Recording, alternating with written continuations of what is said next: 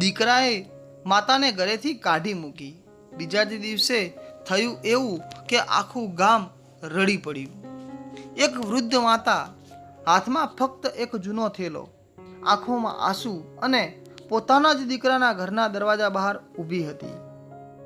આસપાસના લોકો બધું જોઈ રહ્યા હતા, પણ કોઈ બોલ્યું નહીં.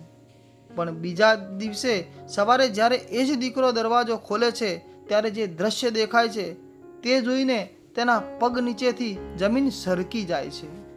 આખરે એવું શું થયું હતું, ચાલો જાણીએ. રમાબા આખું જીવન પોતાના એકમાત્ર દીકરા મનોજ માટે જીવી હતી. પતિના અવસાન પછી તેમણે મજૂરી કરી, લોકોના ઘરમાં વાસણ ધોઈ, કપડાં સીવીને મનોજને ભણાવ્યો. સમય પસાર થયો, મનોજને સારી નોકરી મળી, લગ્ન થયા અને શહેરમાં મોટું ઘર બનાવ્યું.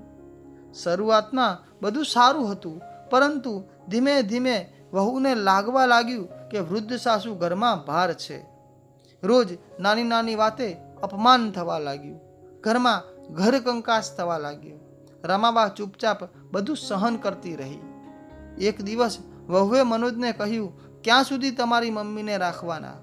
હવે તેમને વૃદ્ધાશ્રમમાં મૂકી આવો. મનોજ થોડો સમય ચૂપ રહ્યો, પછી તેણે પણ હા પાડી. સાંજે તેણે પોતાની જ માતાનો નાનો થેલો ભરીને તેમને ઘર બહાર મૂકી દીધા. રમાબાએ માત્ર એક જ વાત કહી, બેટા, ભગવાન તને હંમેશા સુખી રાખે, અને ધીમે ધીમે ચાલવા લાગી. આ દ્રશ્ય જોઈ પાડોશીઓની આંખો ભીની થઈ ગઈ. તે રાત્રે ભારે વરસાદ પડ્યો. બીજા દિવસે સવારે મનોજે દરવાજો ખોલ્યો. દરવાજા આગળ એક પોલીસની ગાડી ઊભી હતી. પોલીસ અધિકારીએ પૂછ્યું, શું તમે રમાબાના દીકરા છો? મનોજ ગભરાઈ ગયો. અધિકારીએ કહ્યું, ગઈ રાત્રે તમારી માતાનું રસ્તા પર હૃદયરોગના હુમલાથી અવસાન થયું. મનોજના હાથમાંથી ચાનો કપ નીચે પડી ગયો. પછી અધિકારીઓએ એક લિફાફો આપ્યો. તેમાં રમાબાનો પત્ર હતો. મારા દીકરા, જો આ પત્ર તારા હાથમાં આવ્યો હોય તો સમજજે કે હું હવે નથી. મેં આખી જિંદગીમાં થોડા થોડા પૈસા બચાવીને તારા દીકરાના ભવિષ્ય માટે 5 લાખ રૂપિયા ફિક્સ ડિપોઝિટમાં રાખ્યા છે. તેની તમામ વિગતો આ લિફાફામાં છે.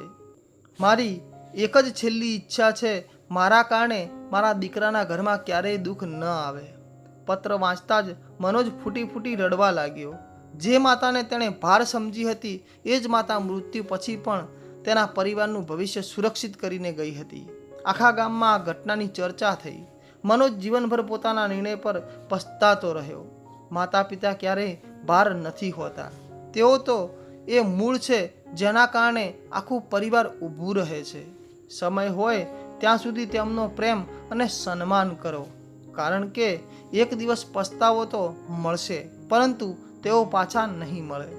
જો આ કહાની તમારા હૃદયને સ્પર્શે તો આ વિડીયોને લાઈક, શેર અને ચેનલને સબસ્ક્રાઈબ કરવાનું ભૂલશો નહીં. જય શ્રી કૃષ્ણ. હર હર મહાદેવ.